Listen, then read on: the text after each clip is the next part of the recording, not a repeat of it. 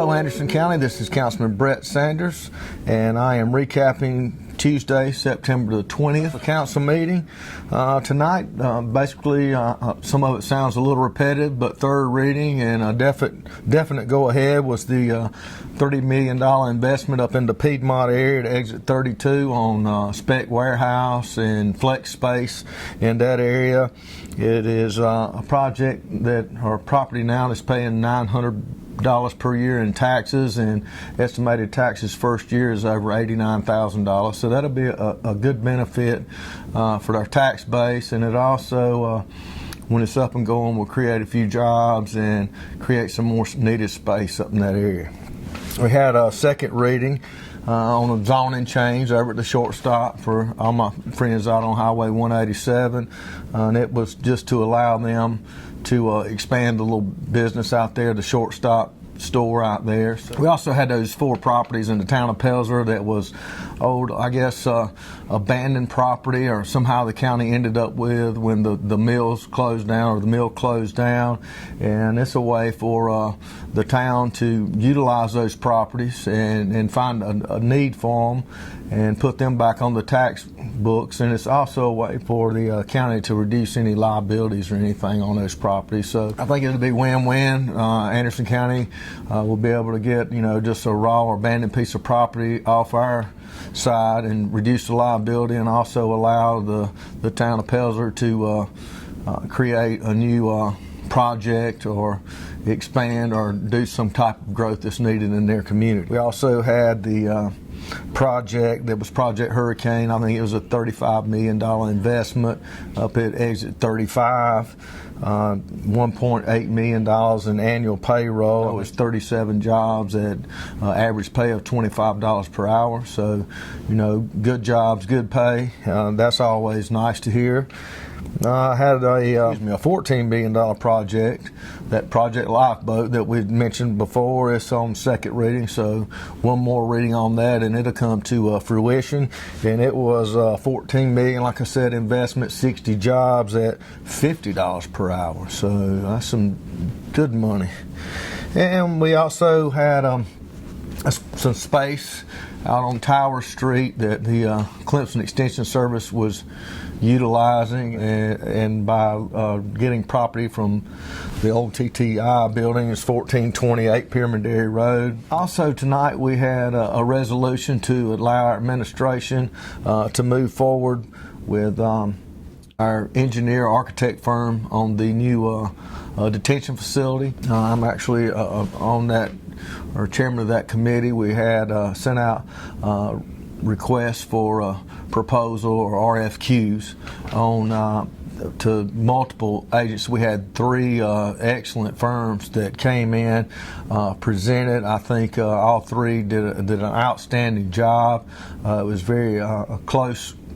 We were rating them on points. Not only that we do, but we had external people rating the presentations as well.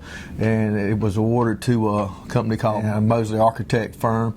And they have done a lot of detention facilities and things of that nature, not only in close areas, but all over. And they had a great presentation. I think they understand the needs, or what we need as a county, and I'm glad to see that they've got it. I'm glad to see that the county is moving forward. I mean, the main concern for me is, and a lot of people, it's states coming in, we're not in compliance, and they're going to come in and they're going to build us whatever they want, hand us a bill. I think, and on our board we have a very diverse group. We have 2 council members, myself, Councilman Glenn Davis.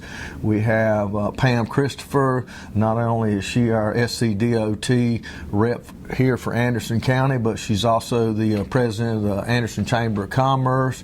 We have Tri-County Tech representing, that'd be Dan Cooper, and we also had former solicitor George Duckworth.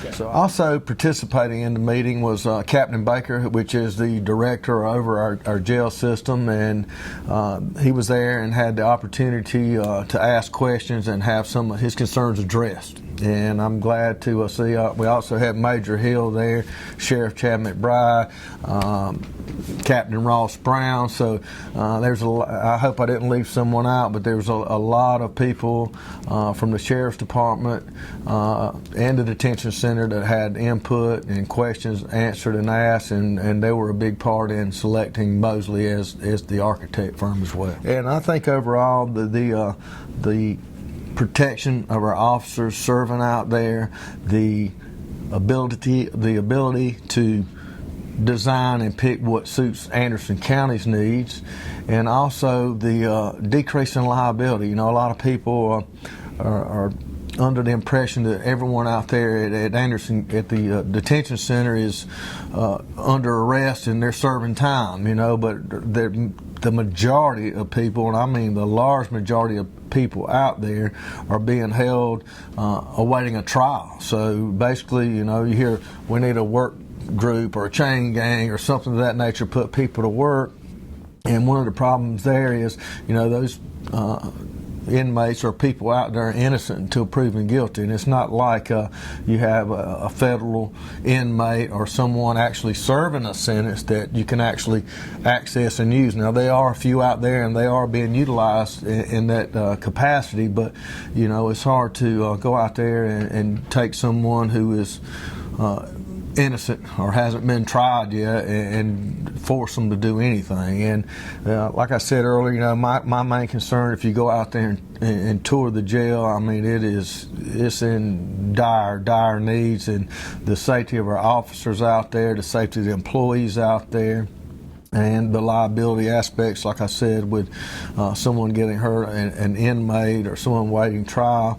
And I think it's going to be a process that we've kicked. I mean, it's something that we've kicked the can down the road way long before I came on council. That jail's 70 years old, and it shows it. And now that you've got an architectural firm in place, my understanding is maybe a year or less for the plans, and then that building will be built in 18 months to 2 years. So in 3 years, we ought to have a new jail, right? Exactly. The thing on the facility that we're looking at, or that they presented, is, and don't hold me to this, I don't have my notes, I'm going back from a meeting a week and a half, 2 weeks ago, but a cell's actually a pod, and they have like 8 different cell houses, or cell blocks, I guess you call it. And the good thing about the design that we saw on there, those you can bring them in, and it can be expanded in the future if need be. And I think the other thing that yeah, the kitchen and the common areas are going to be built for the future. And then plus it's also, and which I didn't know till sitting on there, you have what's called a direct and indirect. And a direct is having to have so many officers per so many inmates in a certain area, but the way from the designs that we were looking at, it may get changed, but it is more of a automated process with a central hub where you can actually have less employees working and maintaining everything from a centralized control room or location.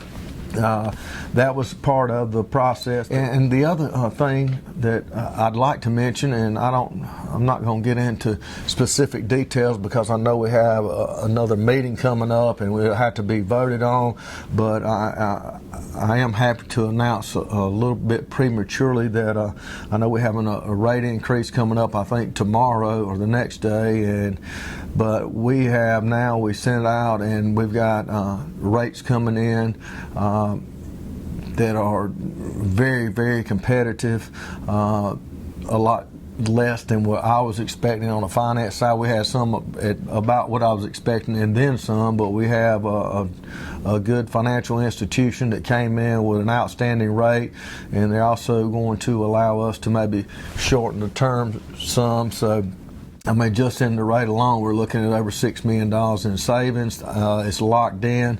I think we've got it locked for another 30 till I think about 30 days. So luckily we got that done before the rate hike and the things coming up tomorrow or the next day. I think it's going to be tomorrow. You've seen what's happened with the stock market here recently, and I think I'm glad that we had a council, a finance department, and administration and an administrator who realized those things. And people say, "Oh, you guys are moving real quick on this," but the thing is, this has been these wheels have been moving for years and years, and I'm just glad to see that they realize, as the economy changes, it's time to act, and those savings are savings for you and I of our tax dollars. The ability to possibility, with the lower rate, you can shorten the terms, and just shorten the terms alone on a $55 million, which I don't want to say investment, but a $55 million loan basically is what it is. And the lower interest rate and the shorter terms you can get, the less interest you're going to pay over time. So I was glad to see those things kind of fall in place, and hopefully by the next time we meet I can announce the lending institution and also the rates and the terms that will be voted on coming up in our next jail committee meeting.